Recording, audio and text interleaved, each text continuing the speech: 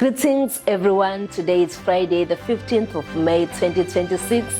Let's recap on the news highlights for the IFP. IFP President Honorable Velenkosini Hlabisa will on Saturday the 16th of May 2026 officially announce the party's mayoral candidates for the city of Johannesburg ahead of the 2026 local government elections.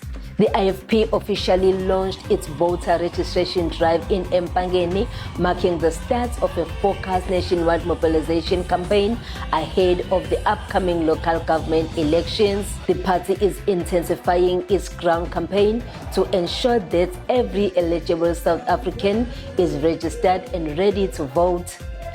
IFP President and Minister of Culture, Honorable Velenkosini Hlabisa, chaired the Southern African Development Community meeting of the Committee of Ministers responsible for disaster risk management at Zimbabwe.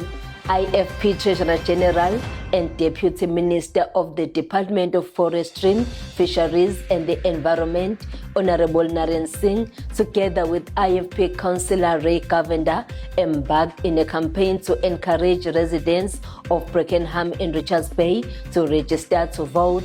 IFP Chairperson in KwaZulu-Natal and Premier, Honorable Thamsanqa Ntuli, attended the official opening of the Africa Travel Indaba 2026 at the Durban's Nkosi Alpe Luthuli International Convention Center.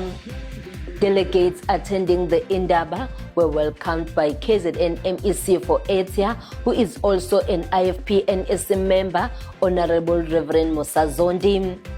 Let's check what is happening in Gauteng.